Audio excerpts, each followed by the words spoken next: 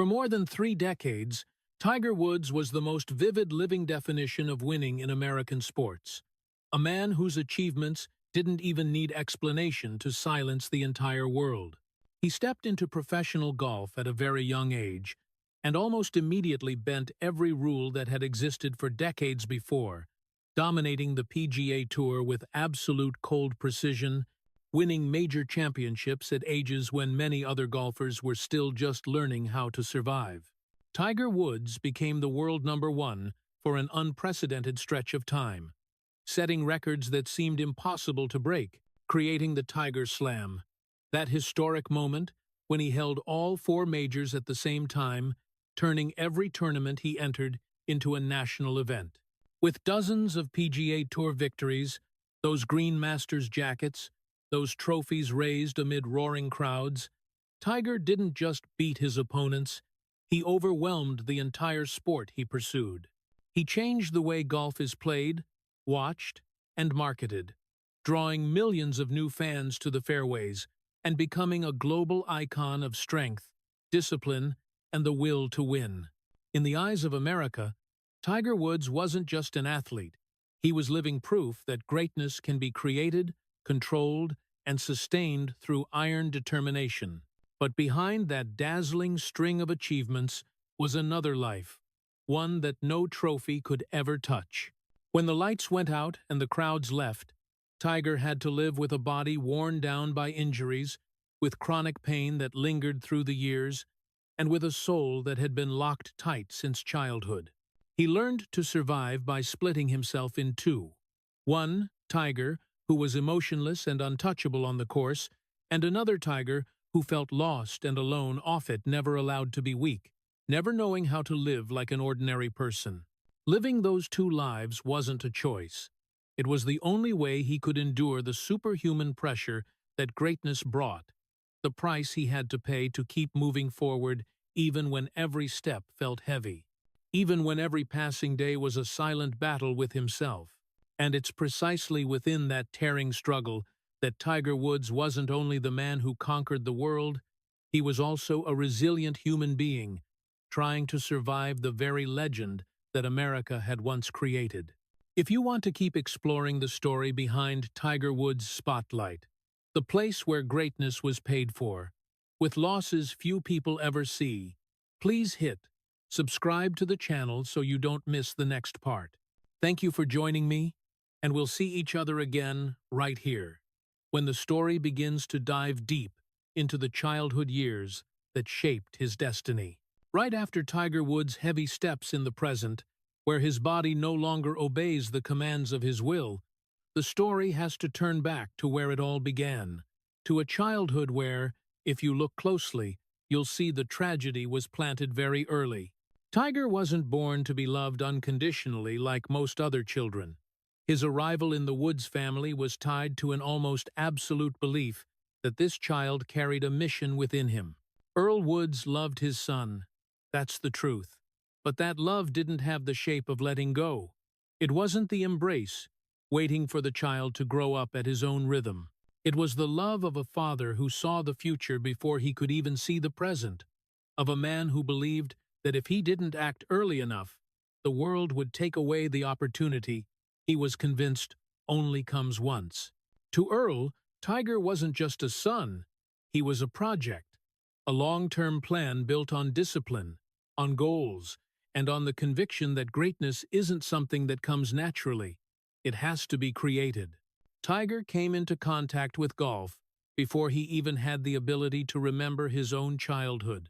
While many people's earliest memories are tied to toys, to playgrounds, to meaningless afternoons of running around, Tiger's earliest memory was tied to the sound of the club striking the ball, to the stern but full of expectation gaze of his father. Golf entered his life not as a choice, but as a predetermined destiny. There was no moment when he was asked if he liked it or not. No innocent trial followed by boredom like a normal child. Everything happened with a terrifying seriousness, as if childhood was just a phase that needed to be shortened to get straight to something more important.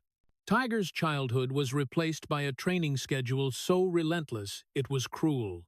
Every passing day was measured by the hours spent on the practice range, by the number of times the same motion was repeated until there was no mistake left. Between those practice sessions were appearances in front of television cameras where Tiger was still too small to understand what the lights meant, but old enough to feel the invisible pressure from the adults around him. That little boy learned to smile for the camera, learned to answer questions that didn't belong to his age, and learned to stand firm when every eye was on him, as if he wasn't allowed to falter. In that world, there was no room for fatigue, no room for resistance, and certainly no room for the carefree moments people still call childhood. There were no real memories of play, no days skipping school to wander with friends, no small mistakes to be forgiven. Tiger grew up with the feeling that everything was being watched. Every action carried meaning, and every error could ruin something very big. He learned that silence was safer than words, that doing it right mattered more than how he felt, and that his worth was tightly bound to his ability to meet other people's expectations. Those lessons weren't taught with words, but they were carved deep through every day, lived inside a framework so tight it was suffocating. Earl Woods believed that discipline was the greatest gift he could give his son. He believed that if Tiger got used to pressure early, then later nothing could bring him down. But in that process, no one noticed that a very important part of Tiger was being left behind. That little boy wasn't taught how to name his own emotions, wasn't taught that fear or sadness was normal. Every emotion that didn't serve victory was pushed down, considered something to be eliminated. And when a child has to learn how to eliminate his own feelings, what's left is only obedience and a silent emptiness that grows bigger with each passing year. Tiger had no right to choose the path he walked, nor the right to stop and ask himself whether he wanted to keep going or not. Golf wasn't just a sport. It became the only identity he was allowed to carry. When people asked who Tiger was, the only answer the world accepted was a golf genius. The human being behind that title was never nurtured enough to exist on its own. And that's precisely why, as Tiger grew up, as his talent began to explode, and the whole of America started placing enormous expectations on his shoulders, that psychological foundation was already set for a life lived in separation. A stolen childhood doesn't create a loud explosion. It doesn't leave visible wounds. It quietly shapes a person accustomed to enduring, accustomed to pressure, accustomed to putting the mission above himself. Tiger stepped into the adult world with superior winning skills, but with an inner self that had never been taught how to live normally.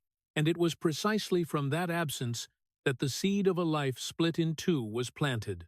One perfect Tiger, emotionless, untouchable in front of the public, and another Tiger who had never been taught how to exist without a goal to conquer. When looking back at that childhood, people no longer see it as just the story of a sports prodigy.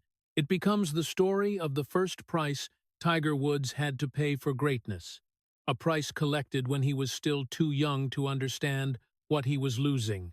When childhood had already been narrowed down to nothing but repetitive practice sessions and the expectant gazes of adults, Tiger Woods stepped into the next phase of his life within a far harsher frame of reference. Winning was the condition for being acknowledged, while losing meant non-existence. No one ever said it to him outright, but everything around him operated that way. Every time Tiger won, the room lit up. The adults' voices grew warmer. His presence was affirmed. And every time he made a mistake, the atmosphere shifted instantly. No yelling, no punishment, just a silence long enough for a child to understand that he had done something that wasn't allowed. The violence of expectation doesn't leave bruises on the skin, but it carves itself deep into perception, teaching Tiger a cold lesson that love and acceptance always come with conditions. Tiger learned not to cry from a very early age, not because he didn't feel pain, but because tears brought nothing except a weakness that the world around him had no room for. In those rare moments of disappointment, he swallowed his emotions, kept his face calm, because he understood that showing sadness only made everything worse. No one had time to comfort him. No one asked how the little boy felt. The only thing that mattered was the result. And when the result fell short, emotion became something superfluous that needed to be eliminated. From there, Tiger gradually learned to lock away his natural human reactions, turning himself into a machine that could keep operating even when everything inside was exhausted. Along with not crying, Tiger also learned not to resist. Every important decision was made by the adults, by those who believed they knew what was best. Tiger was not encouraged to ask questions, much less allowed to refuse. Any resistance, if it appeared, would be seen as a sign of lack of discipline, of straying from the preset path. So Tiger chose silence, acceptance, continuing forward even if doubt filled him inside. That submission didn't come from weakness, but from a vague fear that if he stopped, if he didn't follow through, everything good he had would disappear. And for a child growing up in an environment where recognition was tied to achievement, that was a fear greater than any physical injury. Tiger also learned not to show fear. Fear didn't fit the image of a genius, and it certainly didn't fit the expectations that the world began placing on his shoulders when success came too early. The string of victories didn't bring Tiger freedom. Instead, it dragged along ever-growing pressure. Each new title wasn't just a milestone, it was a reminder that from now on, he was no longer allowed to be less than his yesterday's self. The pressure didn't come in stages. It built steadily with every step forward, keeping Tiger in a constant state of having to maintain, to protect, to hold on to the perfect image everyone had grown accustomed to seeing. And in that state, the fear of failure became something that could never be spoken, because merely admitting it existed could cause the entire system of expectations to collapse. Success arriving so early meant Tiger never had the chance to build an identity separate from his performance results. He was admired for winning, praised for his coldness, celebrated for his ability to handle pressure, but very few people realized that those very praises were suffocating the human being inside him. When a child is praised for not showing emotion, for always staying in control, for never breaking down, that child learns to believe that feelings are dangerous, that weakness must be hidden. Tiger grew up believing that, and gradually, the gap between his true self and the outward image grew wider. The seed of emotional detachment began to take root right in those years. Tiger knew how to compete, how to focus, how to eliminate anything not related to victory, but he didn't know how to handle emotions when there was no clear goal in front of him. No one taught him how to be disappointed without blaming himself, how to feel sad without seeing it as failure. Instead, he was taught that emotions were obstacles, and his job was to overcome them as quickly as possible. This detachment at first made Tiger unbeatable on the course, but at the same time, it planted a dangerous seed, the seed of emptiness, when there were no more matches to play. The violence of expectation didn't come from a single moment. It accumulated day after day, year after year. It didn't make Tiger collapse immediately. It made him strong in a very particular way, a cold, emotionless strength that could exist without feelings. But the price of that strength was that he gradually lost the ability to connect with himself. When Tiger stepped out into the wider world, when the stage lights grew brighter and public attention grew thicker, that psychological foundation was already prepared for a life of separation. One part of the man displayed to meet expectations, and another part kept hidden, never allowed to grow up properly. And it was precisely within that invisible violence of expectation that Tiger Woods learned how to survive, but also began to lose the ability to live fully as a human being. When the violence of expectation had already sunk deep into the way Tiger Woods viewed the world, his childhood wasn't just stolen, it was completely replaced by a distorted reality where the concept of being a kid almost didn't exist. Tiger didn't have real friends in the way people usually remember from childhood. There were no relationships built from innocence, from harmless arguments followed by making up just because neither wanted to play alone. The kids around Tiger didn't see him as a friend. They saw him as something different, a child always shadowed by adults, always carrying golf clubs, always spoken about with admiration or curiosity. That distance formed very early, and over time, it became impossible to bridge. Tiger never learned how to make friends because he never had enough space to stand on equal ground with other kids. Tiger's school life wasn't like any other American child's either. School wasn't a place for self-discovery, for trial and error, for bumping into life and growing up. It was just a side obligation that had to be completed alongside a far more important mission: golf. Tiger went to class with the mindset of someone fulfilling a duty, not a child searching for himself. Classes ending didn't lead to playgrounds or hangouts with friends. They led straight to the practice range. While his classmates talked about movies, games, first crushes, Tiger lived in a completely different world, where every conversation revolved around the upcoming tournament, the swing that needed perfecting, and expectations that allowed no mistakes. That difference made Tiger increasingly detached from the school environment, not because he didn't want to fit in, but because his world no longer had room for fitting in. Tiger's world gradually shrank until it consisted of only three things: the practice range, tournaments, and evaluating eyes. The practice range wasn't just a training ground, it became the only safe space where he clearly understood the rules. There, everything had order, clear goals, right and wrong defined by results.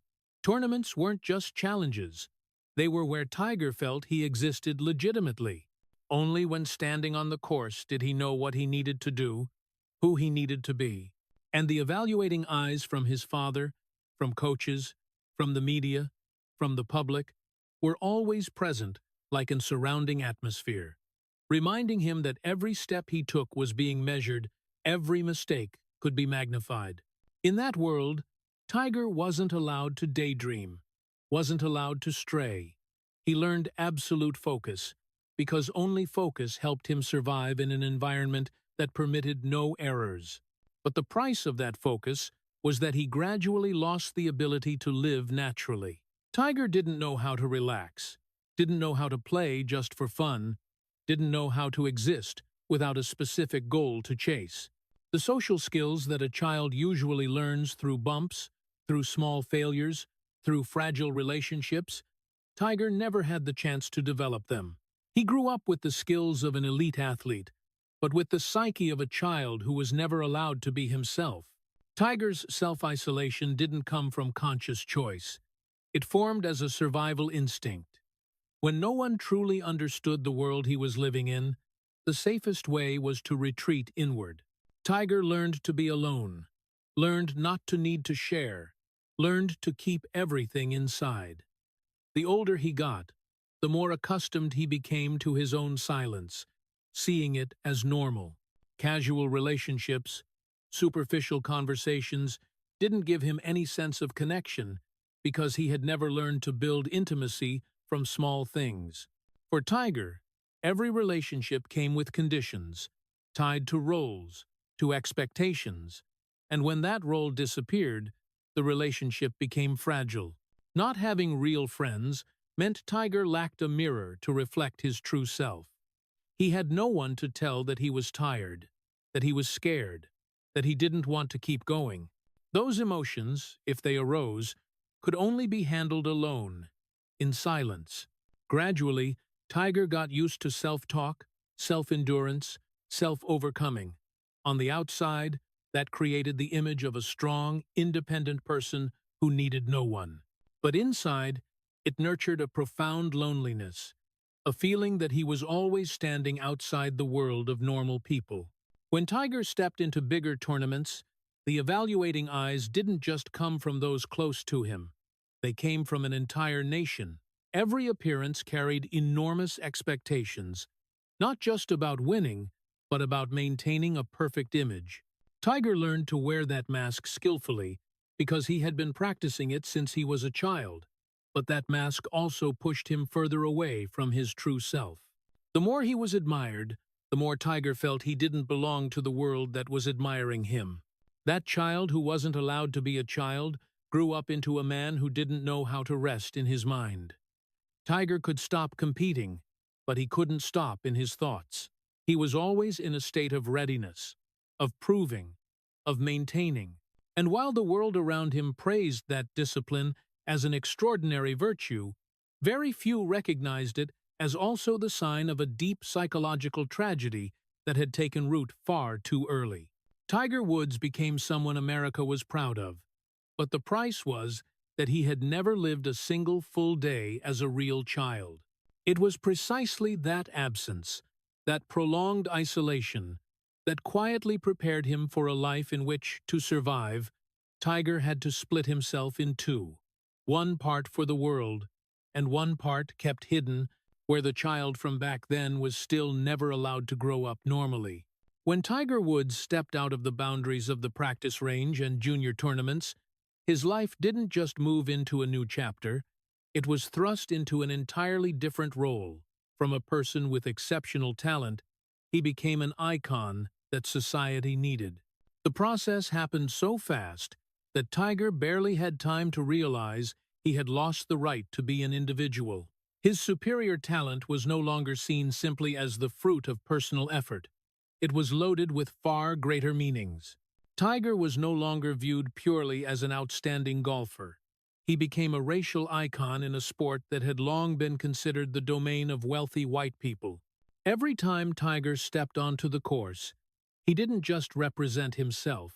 He was placed in the position of representing hope, of breaking barriers, of the dream that America could finally be proud of a multiracial image of greatness.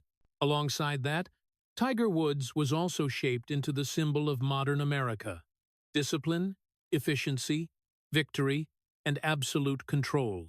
The media built him up as proof that if a person is forged early enough, harshly enough, then success is inevitable. In that story, there was no room for ambiguity, no room for the gray areas of emotion. Tiger became the perfect image that America wanted to look into, to believe that its system was right, that every sacrifice was worth it if the final result was victory. And when one person is loaded with so many symbols, the first thing that disappears is the right to make mistakes. Tiger wasn't allowed to fail, because even a small mistake from him was no longer a personal matter. It was instantly magnified into the collapse of the faith that millions had placed in him. Every bad shot, every tournament that fell short of expectations was dissected, analyzed, and assigned meanings far beyond reality. Tiger understood that very clearly. He understood that he wasn't allowed to stumble, wasn't allowed to hesitate, wasn't allowed to show any sign of weakness. Weakness, in that context, was no longer a human state. It was seen as a betrayal of the image society had built. And so Tiger continued doing what he had learned since childhood: suppress, lock it down, keep moving forward. Becoming a racial icon and a national icon brought Tiger power, fame, and unprecedented admiration. But at the same time, it turned him into a public space where everyone felt entitled to judge, to expect, to be disappointed. The real Tiger gradually disappeared completely behind that iconic shell. Few people still cared about his emotions, about the exhaustion that built up year after year. What they needed was a Tiger who always won, always stayed cold, always perfect. And Tiger, with the psychological foundation shaped since childhood, continued to meet that demand almost unconsciously. The tragedy lies in this: the better he fulfilled the role of icon, the further Tiger drifted from himself. He had no space to question whether he even wanted to carry those meanings. No one asked him if he was ready to become a symbol for an entire community, for an entire nation. Everything was decided for him, and all he could do was keep walking forward, because stopping meant breaking the story society was telling. In that world, Tiger was no longer seen as a human being. Learning how to live, he was seen as a finished product that needed to be maintained in optimal condition. Not being allowed to be weak also meant not being allowed to ask for help. Tiger couldn't publicly talk about the pressure, because pressure was exactly what had created him. He couldn't talk about loneliness, because his image was tied to domination. Every negative emotion, if revealed, risked cracking the statue the public was admiring. And so, Tiger continued living in separation, right at the center of attention, yet completely alone in his personal experience. The greatest social tragedy of Tiger Woods wasn't that he was deified, but that no one allowed him to step down from that pedestal safely. Society demanded that he always be the icon, but provided no mechanism to protect the real person behind it. Every victory reinforced the legend, but also tightened the invisible golden hoop around his life. Tiger gradually grew accustomed to seeing himself through other people's eyes, judging himself by the public's reactions, measuring his worth by the leaderboard. The real human being, with his vulnerabilities, with his most basic needs, was pushed into the shadows, where no one could see and no one wanted to see. In that context, Tiger continued to mature, continued to win, continued to become what America needed. But the price of that greatness grew clearer and clearer, even if it hadn't yet shown on the surface. A person forced to represent so many things will soon no longer know who he represents.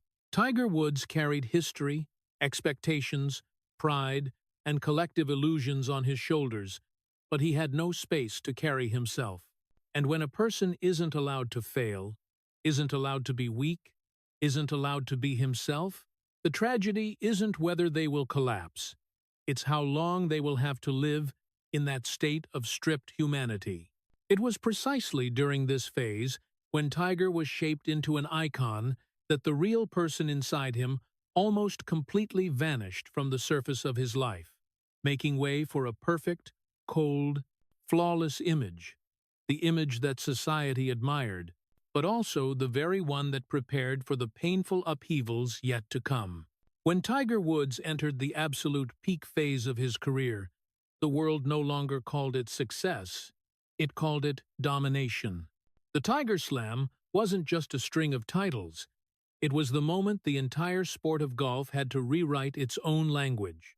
4 majors in his hands at the same time, victories arriving with an almost inhuman coldness, tournaments ending before opponents could even believe they once had a chance. On the course, Tiger didn't just defeat others, he overwhelmed them psychologically, physically, in presence. The grandstands held their breath every time he stepped up to the first tee, because everyone understood they were witnessing something that transcended the normal standards of sport. America looked at Tiger as the ultimate proof of the great American dream. A human being forged to perfection, winning through discipline, through will, through absolute control. But it was precisely in that moment of glory that Tiger's humanity began to vanish in the clearest way. Absolute domination didn't bring him a sense of liberation. It dragged along a profound isolation. Each new victory didn't open a door to freedom. It built a higher wall between him and the rest of the world. Tiger became the only person in the room that no one dared approach as an ordinary human being. Opponents looked at him with fear. The media looked at him with worship. The public looked at him with irrational expectations that he would remain invincible forever. And in all those gazes, there was no longer room for genuine connection. At that peak, Tiger had almost no one left to talk to like a human being. The relationships around him were shaped by roles and interests, by fame and the power distance he unintentionally created. People didn't know what to say to a person who always won, always controlled everything, always walked with the posture of someone who never wavered. The silence surrounding Tiger wasn't because of a lack of people nearby, it was because no one could truly reach him. And Tiger, with the foundation of self-isolation already formed since childhood, continued to accept it as an inevitable part of greatness.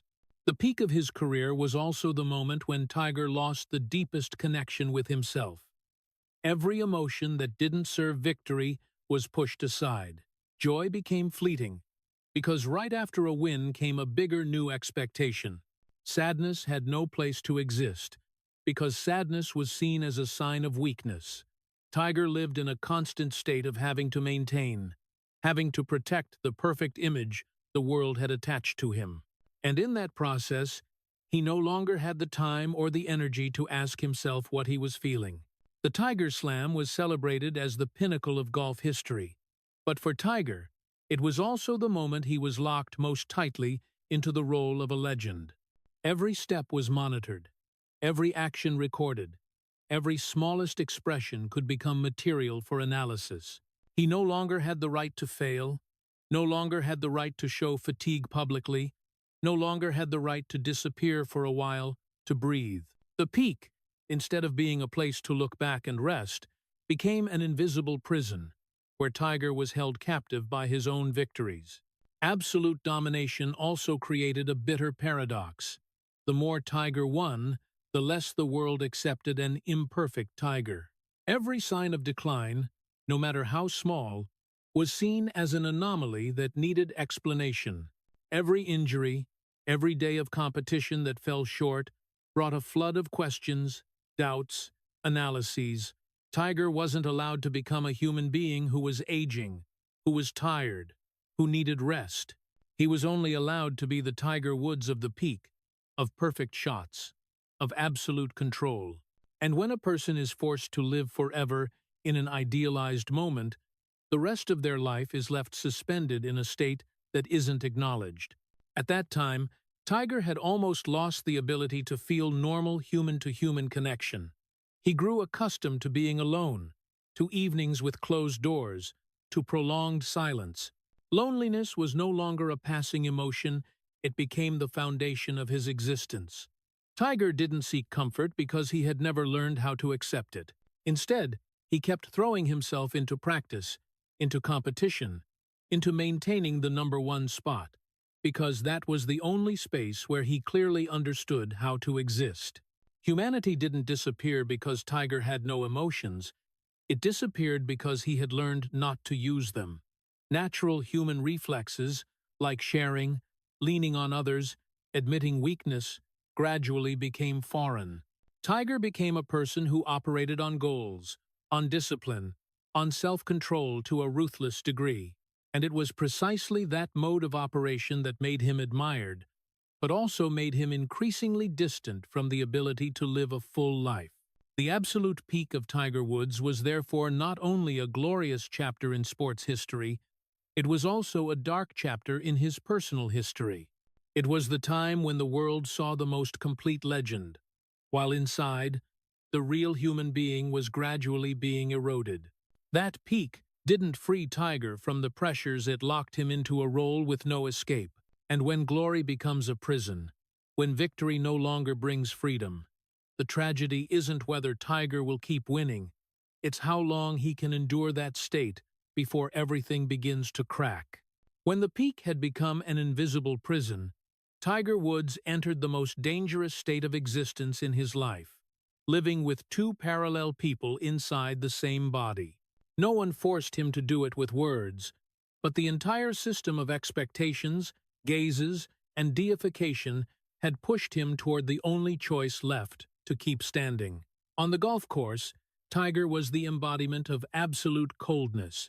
He walked with an unchanging rhythm, his face almost expressionless, his eyes focused to the point that opponents felt they had already lost before the club was even swung. Every shot from Tiger was precise. No extra motion, no trace of hesitation.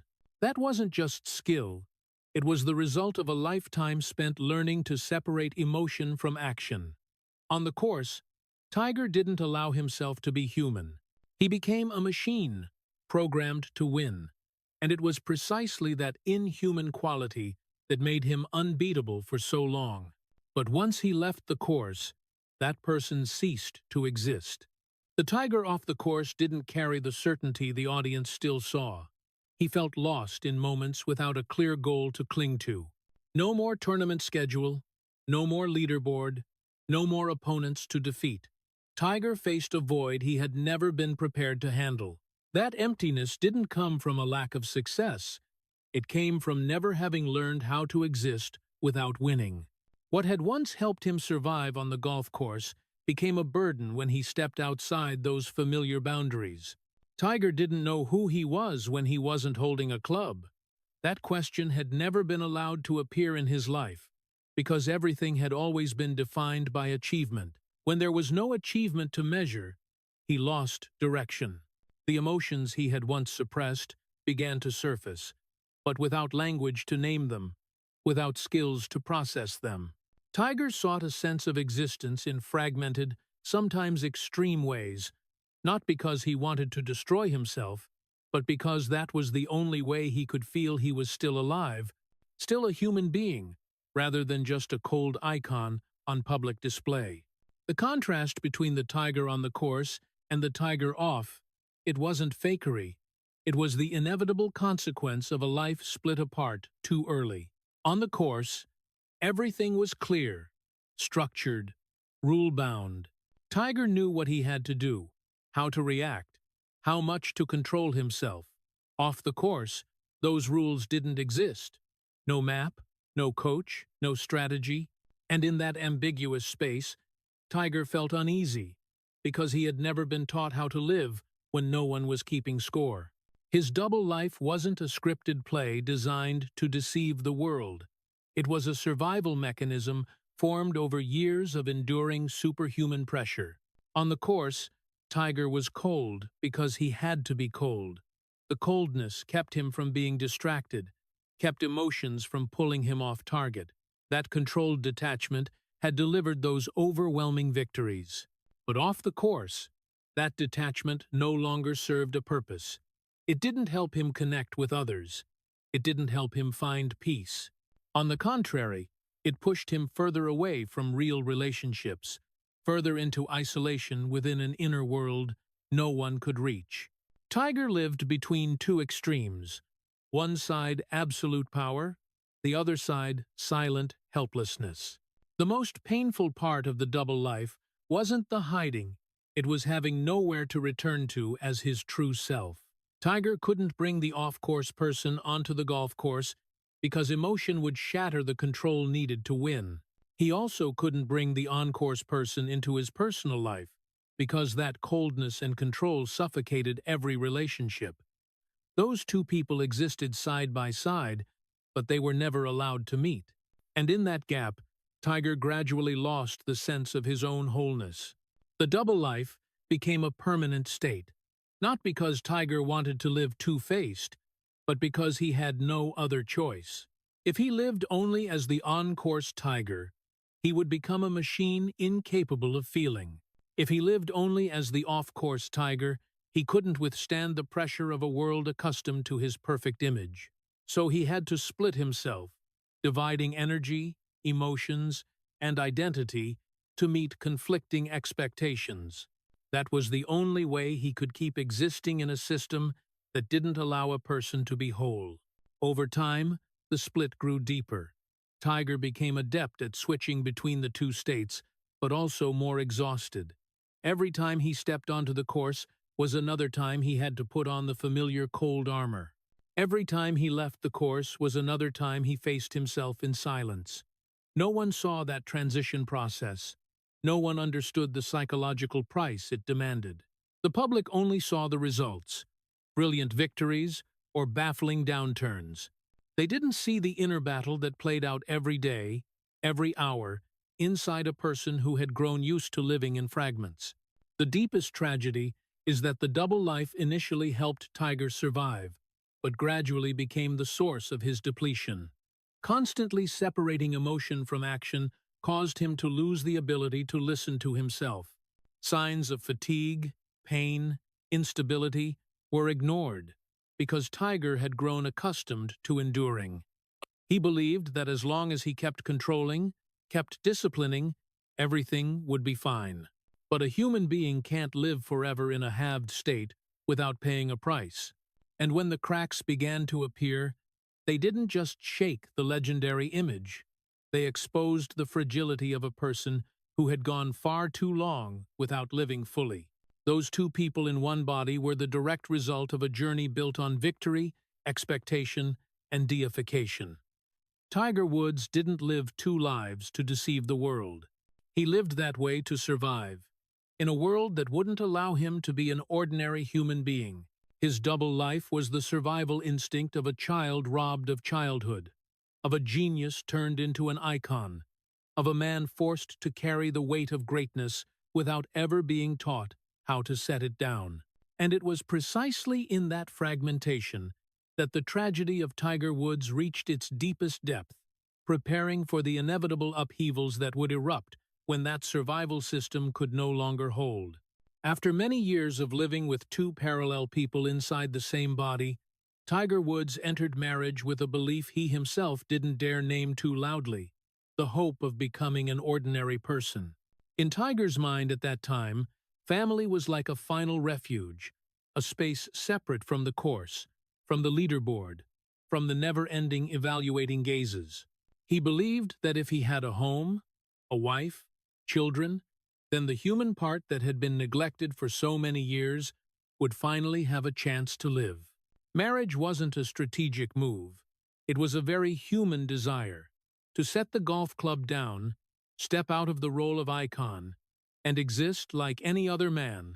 But Tiger didn't realize that he had never been taught how to live normally, and a person who has never lived normally cannot bring that normalcy into a marriage. Tiger entered family life, carrying all the baggage that had shaped him throughout his life: discipline, control, an obsession with winning. What had once helped him dominate the world of golf followed him home like a machine with no off switch. He was used to planning, controlling the rhythm, optimizing every smallest detail. In the competitive world, that created perfection. But in family life, it turned every natural moment into invisible pressure. Tiger didn't know how to relax, didn't know how to be present without a goal. He didn't know how to listen to someone else's emotions without trying to fix, optimize, or control them. Family, instead of becoming a place of rest, gradually became a space where Tiger didn't know how to exist. From the outside, Tiger Woods' family image was once seen as the perfect symbol, a sports legend with a stable home, a man who seemed to have found the balance the world keeps telling everyone to pursue. But inside, the cracks had begun to form very early, quietly, and hard to detect. Tiger didn't bring violence or noise into the marriage. He brought emotional absence. He was there physically, but his mind was always in that familiar state of tension, as if waiting for another match to begin at any moment. The everyday moments a family needs to connect: the slowness, the imperfection, the unnamed emotions, were exactly the things Tiger didn't know how to face. Marriage requires vulnerability, but Tiger had been trained his entire life never to appear weak. On the course, vulnerability was a fatal flaw. Off the course, it was the necessary condition for building intimacy. Tiger entered marriage without that ability. He didn't know how to share fear, because his whole life he had been taught that fear was something to hide. He didn't know how to talk about exhaustion, because exhaustion had once been seen as a sign of not being good enough. And when a man cannot share the most fragile parts of himself, the distance in the relationship grows larger, even if no one intends to create it. Tiger saw family as a place to escape the pressure, but the real pressure lay in the way he existed. He brought the winning machine home without even realizing it. Everything was unconsciously held to the highest standard: the role of husband, father, provider. Tiger didn't allow himself to make mistakes in the family, just as he didn't allow himself to make mistakes on the course. But that perfection didn't bring safety. It created a tense atmosphere that was hard to name. Those around him could sense that Tiger was always in a state of having to get it right, to maintain the image, to show no cracks. And in an environment like that, intimacy was gradually replaced by distance. The breakdown in Tiger's marriage didn't come from a single moment. It formed from within, over years of accumulation. It was the result of a person who had never been taught how to live an ordinary life, yet tried to build an ordinary life with the wrong tools. Tiger didn't know how to stop, didn't know how to simplify, didn't know how to be fully present in small moments. He was used to living for the big things, and when faced with the subtle needs of family life, he got lost. The tragedy of this part of his life lies in the fact that Tiger truly wanted a family. He didn't enter marriage for image or strategy. He entered it because of a longing to be ordinary. But that longing wasn't enough to break the psychological patterns built over decades. Family couldn't heal a person who had never learned how to connect with himself. And so, the refuge Tiger hoped to find became another space where he felt he didn't belong, not because of a lack of love, but because of a lack of the ability to live naturally. When the cracks began to show, Tiger had no skills to face them in a healthy way. He didn't know how to ask for help, didn't know how to admit he wasn't okay. He kept doing what was most familiar, enduring in silence, trying to maintain the image, trying to control everything as if it were another match he needed to win. But family life doesn't operate on win or lose rules. It requires letting go, something Tiger had never been allowed to learn. Marriage, instead of freeing Tiger from his double life, exposed the fragmentation inside him even more clearly. On the course, he was the dominator. At home, he was a man who didn't know how to slow down, didn't know how to soften, didn't know how to be present without a role. The breakdown formed not because of a lack of effort, but because of effort in the wrong direction. And it was precisely in that private tragedy that Tiger Woods began to face a painful truth. Not every battle can be won through discipline and control, and not every wound can be hidden behind the image of greatness. That night, in 2009, didn't come like a sudden bolt of lightning. It was more like the final moment of a structure that had been cracking for a very long time. It was just the first time everything could no longer be shielded. The car accident happened in silence, no grandstands, no cheering crowds, no stadium lights. A car came to a stop in a mangled state, and along with it, the image of Tiger Woods that the entire world had once believed in absolutely. Not because of the severity of the crash, but because of its context. It happened right in front of his home, right in the private life Tiger once thought was the last safe boundary between him and the public. For the first time in his career, Tiger couldn't control the story, and with just a small crack like that, the whole world rushed in. The scandal didn't erupt in layers.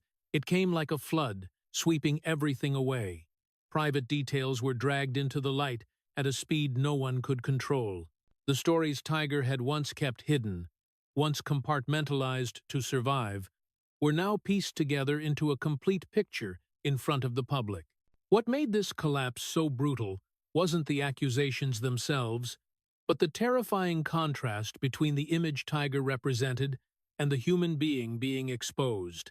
The symbol of discipline, control, and perfection that America had built suddenly faced a chaotic reality full of contradictions that couldn't be justified by achievements.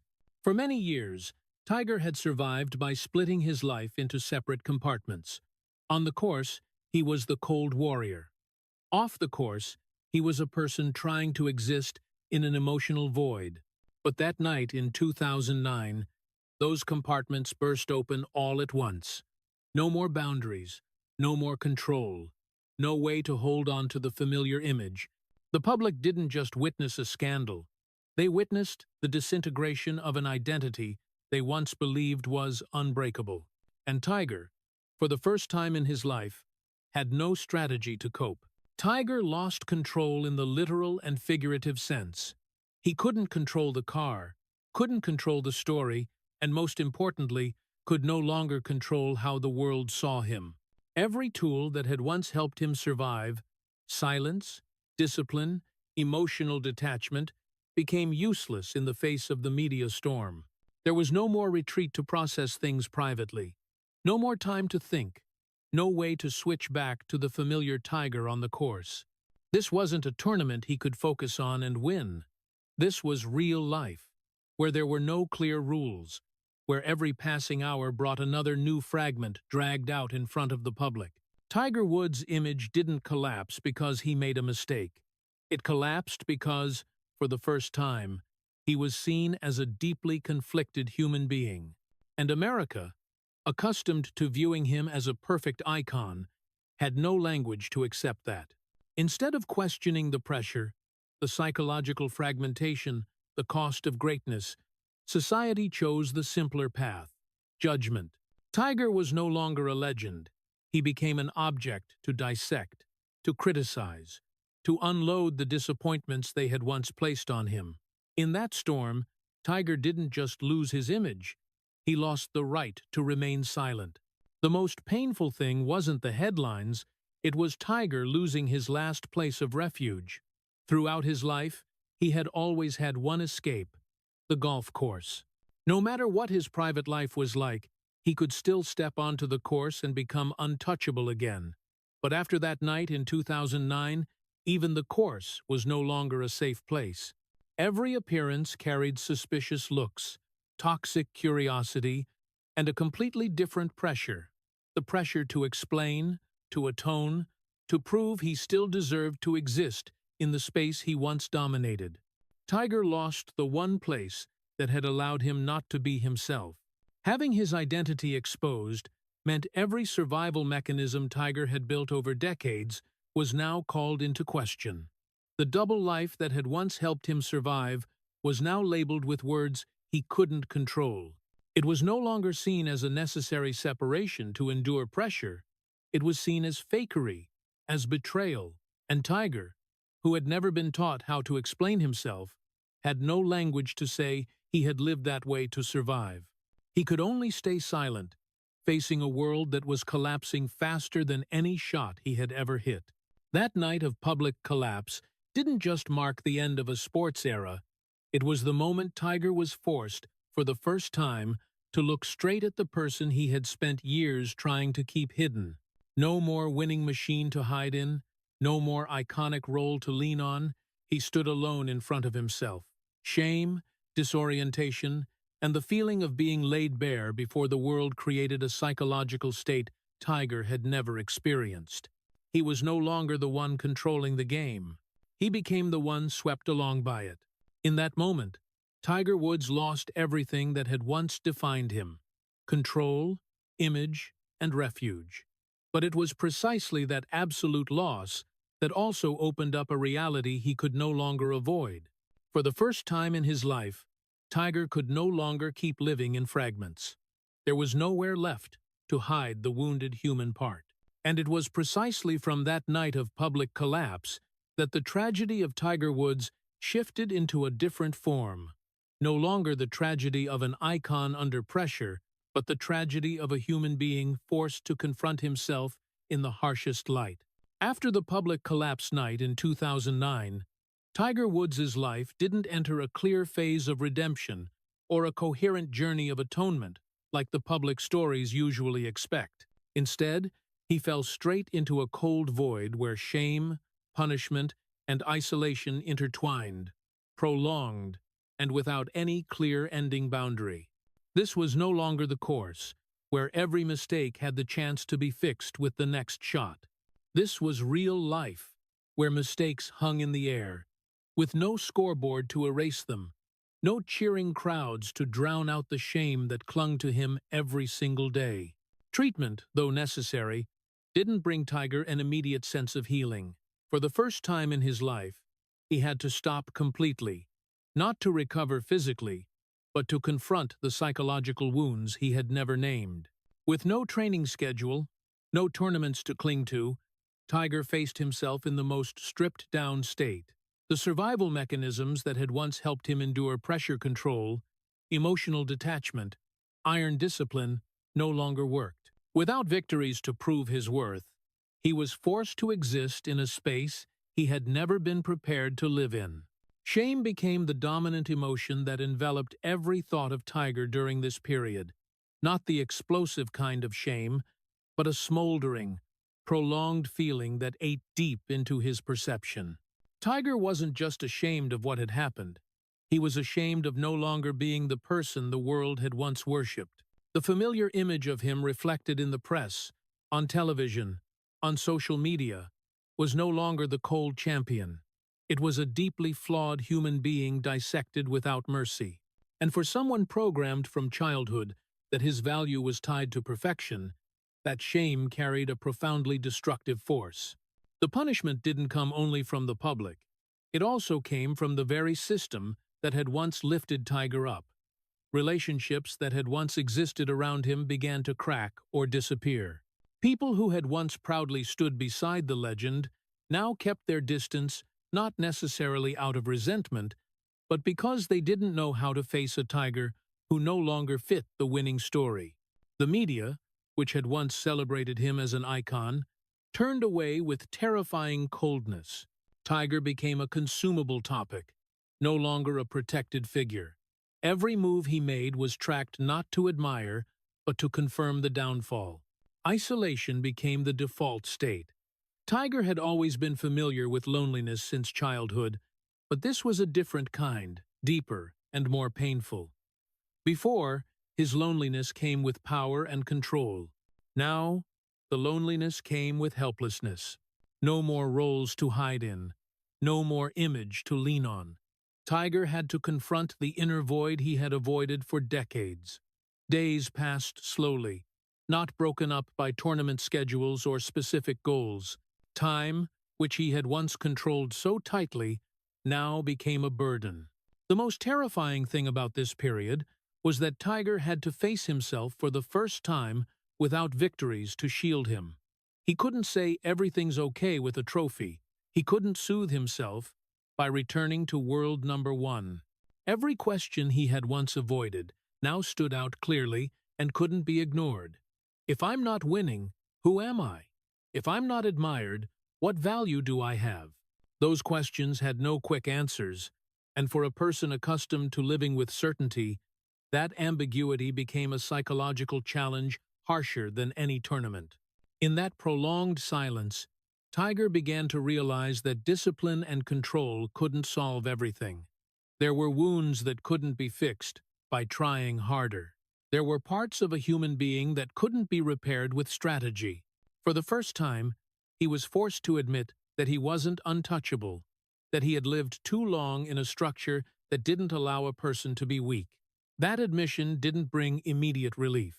It was painful, messy, and full of contradictions. But it was also the first time Tiger stood before the chance to see himself as a human being, not as an icon. This phase of shame, punishment, and isolation didn't produce clear redemption, nor did it bring quick forgiveness from the public. But it marked a crucial turning point in Tiger Woods' inner journey. This was the moment he hit bottom, not in terms of achievements, but in terms of identity. And it was precisely in that state of having nothing left to cling to that a fragile possibility began to emerge.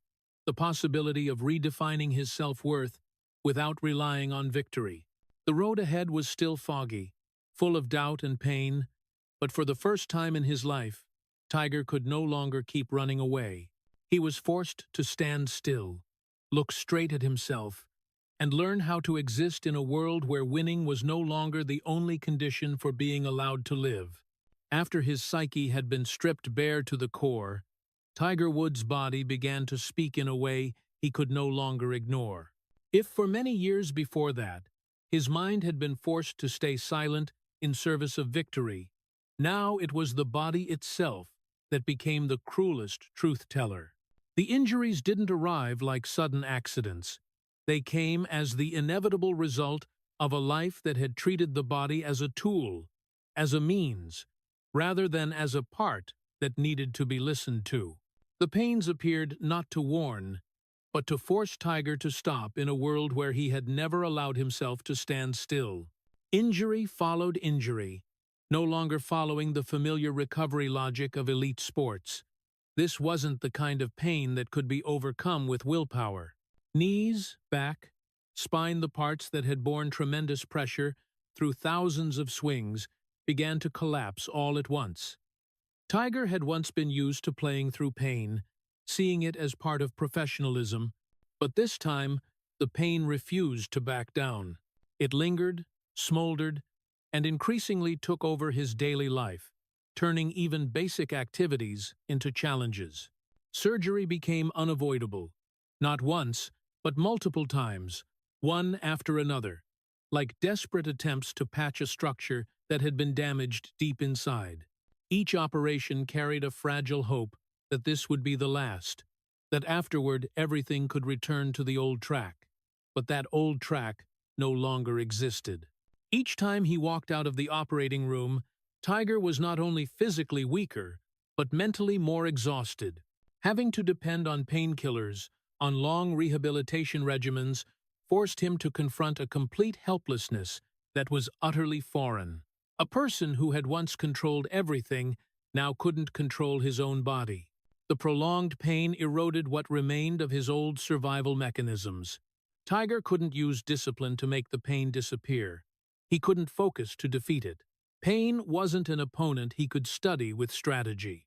It existed despite effort, despite fame, despite will, and that very fact forced Tiger to face a truth he had once avoided.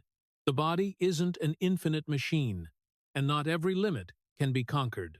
In those days and months of pain, Tiger began to understand that his body was speaking for the things he had never allowed himself to admit. It spoke of the exhaustion accumulated over many years. It spoke of the emotions that had been suppressed, the stresses that had never been released. It spoke of a life that had lived too long in separation between mind and body. Each pain reminded him that he could no longer continue existing by denying human limits, and this time there was no way to turn it off. This physical tragedy was different from every tragedy before it. It wasn't loud like the scandal. It wasn't brutal like the media turning its back. It unfolded in silence, in recovery rooms, in sleepless nights because of pain. There were no spectators, no applause, no witnesses except Tiger himself. And in that silence, for the first time, he was forced to listen to his body as a living entity, not as a tool serving victory. The bitterest part was that the body betrayed Tiger right at the moment he began to confront himself.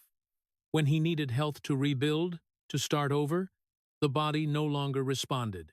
That created a double sense of loss, losing the legendary image in the public's eyes, and losing the physical foundation that had once been the pillar of his identity. Tiger no longer just asked himself, "Who am I when I'm not winning?" He also had to ask, "Who am I when I can't compete?" Those two questions intertwined, with no clear answers, creating a crisis deeper than any failure on the leaderboard. The body became the truth-teller because it doesn't know how to lie. It doesn't care about legacy, about reputation, about past glory. It simply reflects the present in the rawest way. And that present showed Tiger the real price of living too long in survival mode. Every painful step was a reminder that he had pushed beyond his human limits long ago, and now everything was being taken back in a harsh way. In this physical tragedy, Tiger Woods was no longer an icon, no longer a legend. He was a person in pain, limited, forced to slow down. And it was precisely that slowing down, though full of pain, that also opened up another possibility, the possibility of living without running away from his own body. The body betrayed him, but it was also the body that forced him to live more truthfully, to confront more truthfully, and for the first time in his life, to admit that vulnerability isn't the enemy, it's an inseparable part of being human. The Masters in 2019 didn't come like a miracle of healing. It came as a historical moment with a very particular bitterness that could only belong to Tiger Woods. When he stepped onto the final green at Augusta, the roar rose like a massive wave, carrying the memories of an entire era that people once believed had ended. The green jacket being draped over his shoulders again after more than a decade didn't just mark a rare sporting victory, it also marked the return of a name that the world of golf had never truly forgotten. But behind that moment, there was no complete redemption. No sense of closing the tragedy, only a raw truth. Tiger Woods was still here, even though everything had changed. The victory at the Masters in 2019 carried all the elements of legend: age, injuries, a collapsed past, and a course tied to both glory and obsession. But unlike his previous triumphs, Tiger didn't ascend to the peak with absolute domination. He won with caution, with calculation, with listening to his body in every moment. Each shot carried the carefulness of a man who had understood that going just a little beyond his limits could bring everything crashing down instantly. This was no longer the tiger of domination, it was the tiger of survival.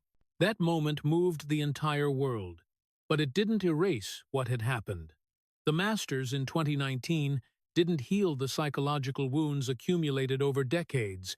It didn't make the physical pain disappear, nor did it patch the voids in his personal life. When the crowds dispersed and the lights went out, Tiger still had to return to a fragile body and a mind that had endured far too many fractures. The victory didn't bring a feeling of starting over. It only brought a moment of standing firm amid a life that had swept him too far away. The bitterness of this victory lies in the fact that it came too late to change the essence of the story. If the Masters in 2019 had happened before the scandal, before the string of surgeries, before the long years of prolonged pain, it might have been seen as the ultimate affirmation of greatness. But at this point in time, it could only be viewed as a rare exception, a fleeting flash of light in a journey that had already been worn down too much. Tiger didn't return to dominate. He returned to prove that he hadn't completely vanished from this world. To the public, the Masters in 2019 was an inspiring story of comeback. To Tiger, it was a far more complicated reminder. He knew very clearly that his body no longer had the strength to chase a grueling tournament schedule. He knew that every next event was a gamble with his health. And he also knew that this victory didn't open a new era. It only closed one question. Could he still stand here one more time? That wasn't the feeling of someone who had been redeemed. It was the feeling of a man who had just reclaimed the right to exist in the space from which he had once been pushed out. The Masters in 2019 therefore carried symbolism in a different way. It wasn't a symbol of invincibility, it was a symbol of persistence. Tiger Woods didn't win to prove he was still the greatest legend. He won to prove that every attempt to erase him had failed. He hadn't disappeared, even though wounded, even though doubted, even though betrayed by his own body. That victory was like a short, blunt answer sent to the world. I'm still here, but don't mistake that for me being okay. After that historic moment, there was no prolonged jubilation. Tiger didn't dive into a string of consecutive tournaments like before.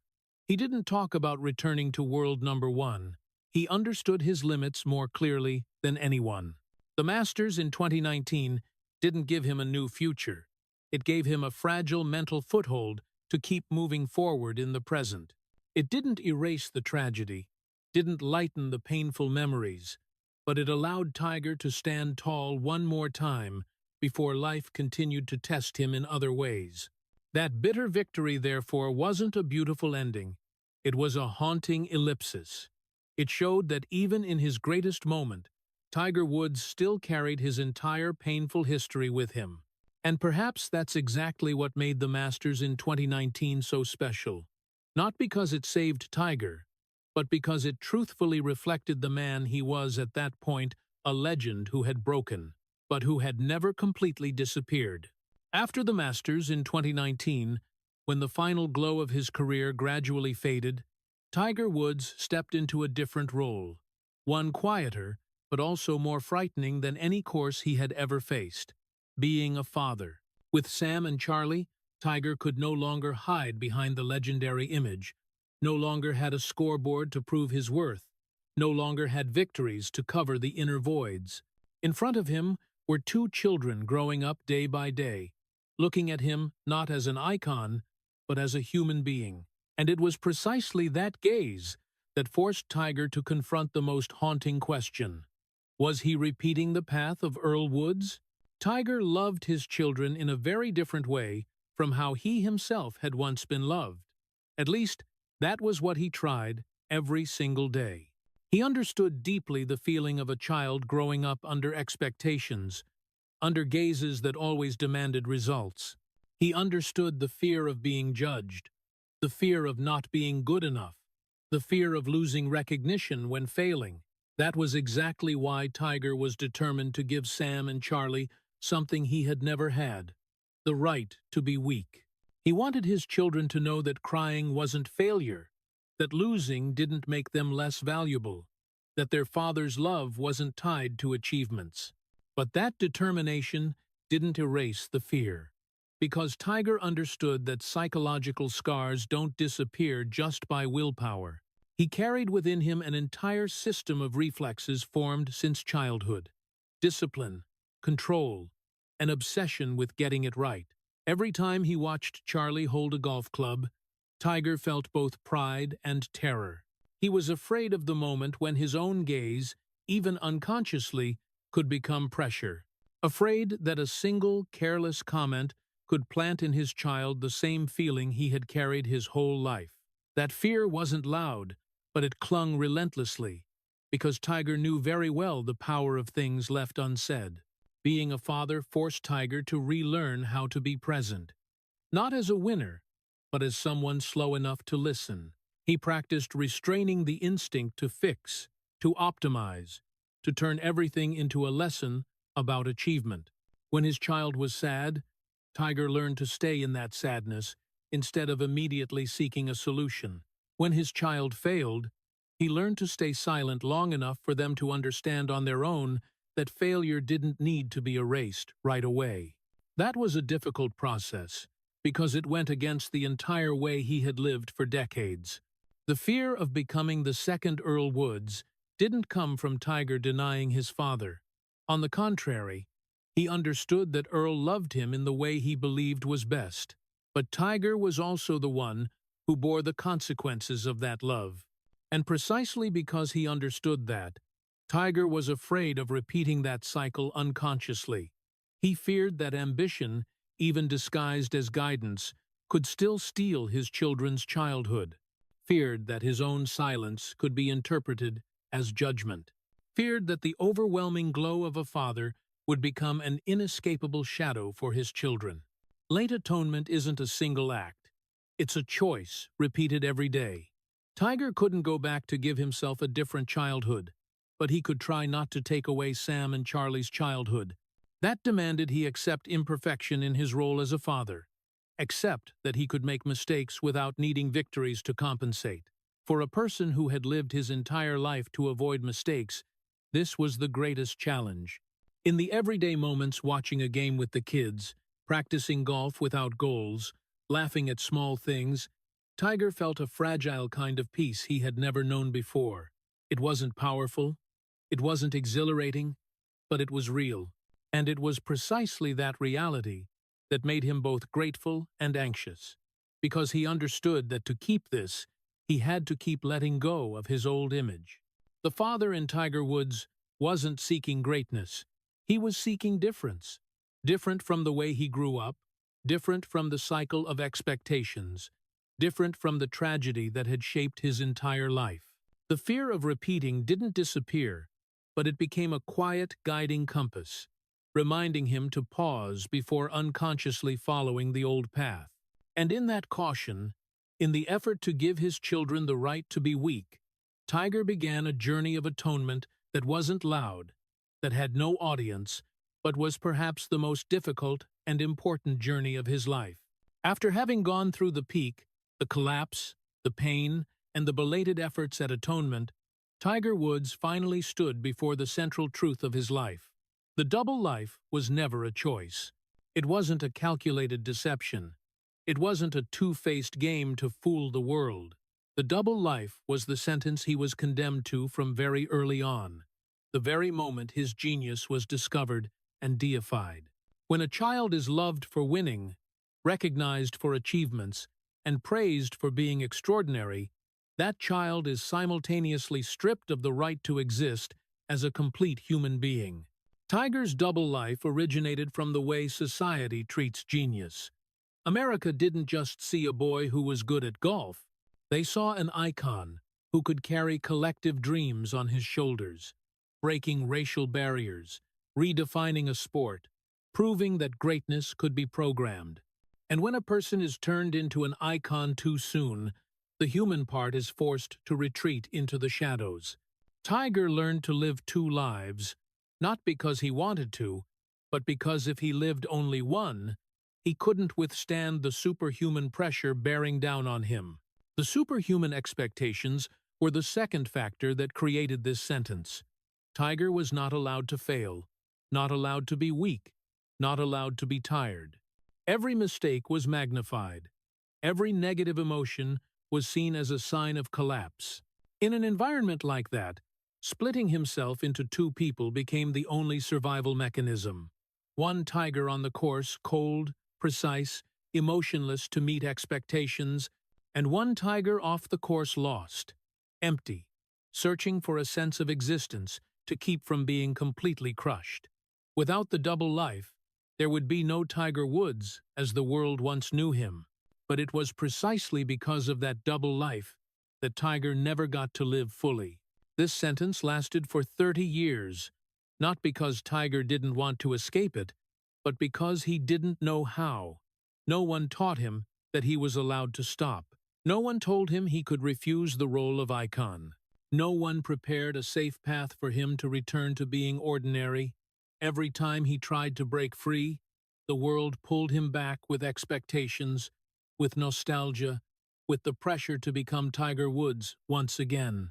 And so the sentence continued to be carried out, day after day, in the form of victories, of glory, and ultimately of collapse. The bitterest part of the double life wasn't that it destroyed his image, it was that it destroyed his ability to self-perceive. Tiger lived too long in a role defined by others, to the point that he had to relearn how to listen to himself from zero. The most basic questions, who am I? What do I want? How do I feel? Came very late in his life. And when they arrived, they were no longer philosophical questions, they were questions of survival, because if he couldn't answer them, he would remain forever trapped between two people that never merged into one. The double life as a sentence is also an implicit indictment of society. It raises the question of how we treat genius. We honor them, but do we protect them? We admire them, but do we give them the right to be weak? Tiger Woods is not the only case, but he is the clearest example of the price of deifying a human being. When a society only accepts the extraordinary, it simultaneously creates prolonged, silent tragedies that are hard to see. In the late afternoon of his career, Tiger no longer tries to justify his double life. He also no longer has the strength to maintain it. What remains is the acknowledgement that he lived two lives to survive in a world that wouldn't allow him to live just one. That sentence took away his childhood, his peace, and many years of living fully.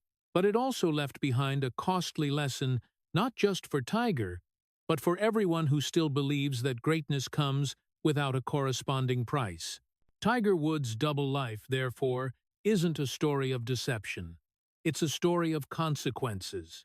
The consequences of placing superhuman expectations on one person, the consequences of loving a genius for what they provide, rather than for who they are. And when looking back at that 30-year sentence, the most painful thing isn't what Tiger lost. It's that very few people realize he should never have had to live that way. As the story reaches its conclusion, there is no longer room for climaxes, nor space for the familiar redemption the public often expects. Tiger Woods' life doesn't close with a glorious recovery, nor is it sealed with complete forgiveness from the world. Time has moved too far for those things to still hold meaning. What remains, quietly and far more real, is simply the image of an aging man, walking more slowly, his body carrying the marks of years of self-erosion, living with his family in a rhythm no longer rushed, no longer needing to prove anything.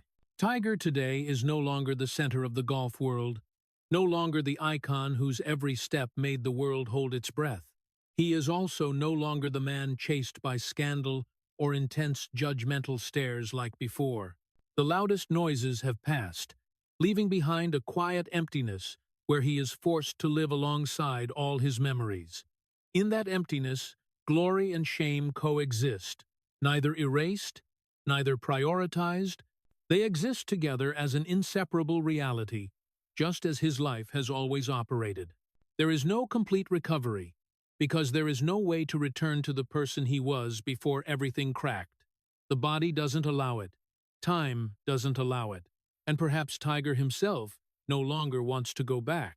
He understands that chapter of his life has closed, along with the illusions of invincibility.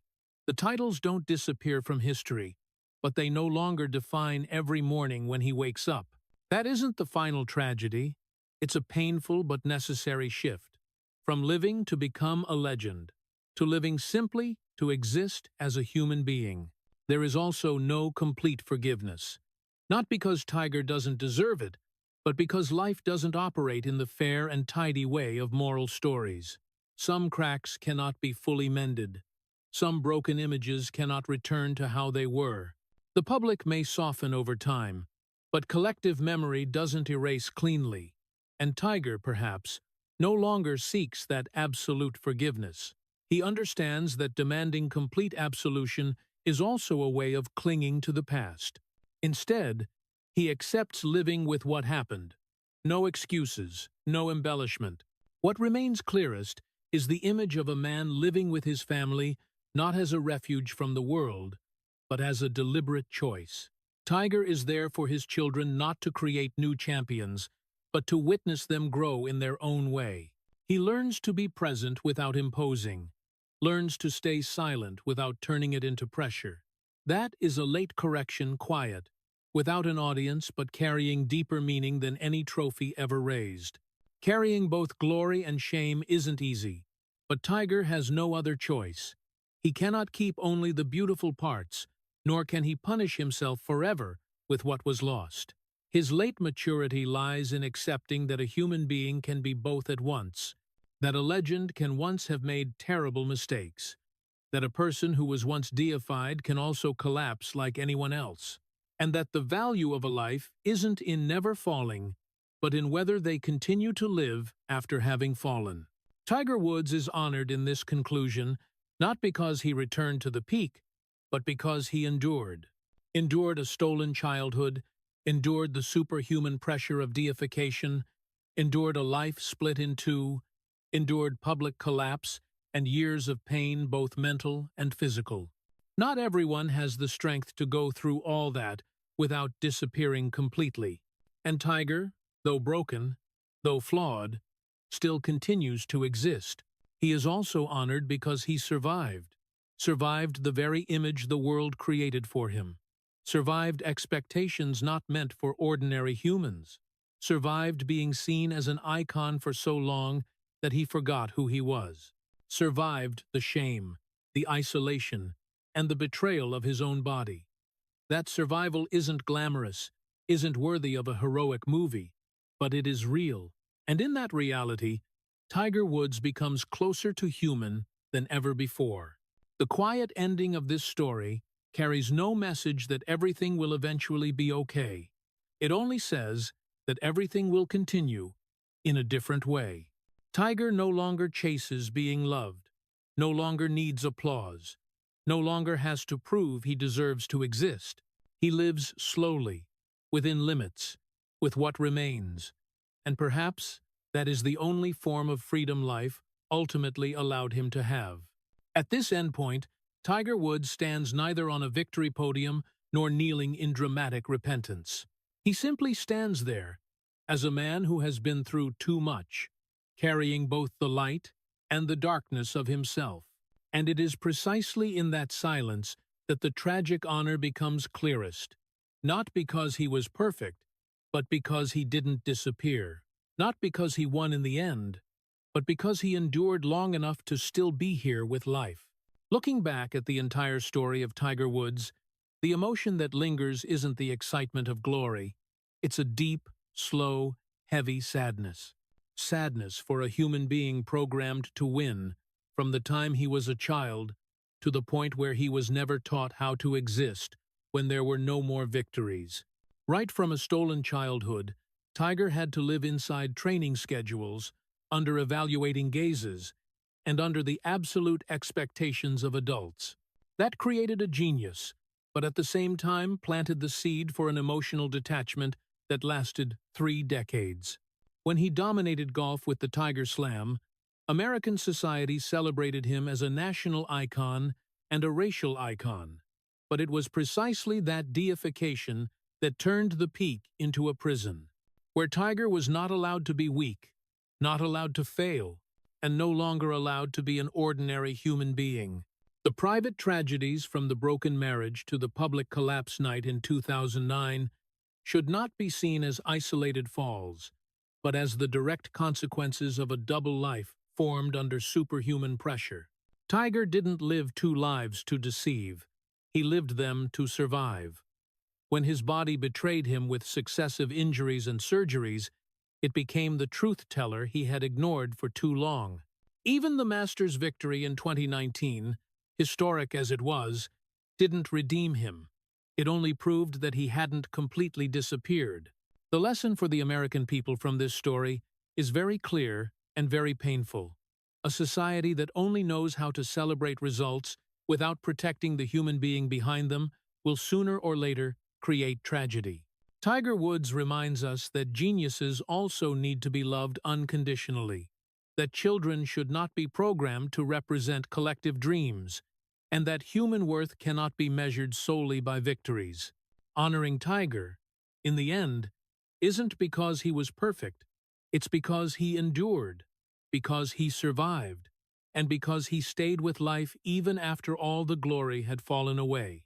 If the story of Tiger Woods makes you think more deeply about the price of greatness and the human identity behind the spotlight, please subscribe to the channel to keep joining us on these raw, emotional journeys like this one. Thank you for listening all the way to the end, and see you in the next video, where we'll continue looking straight at the beautiful but painful stories of the people America once admired.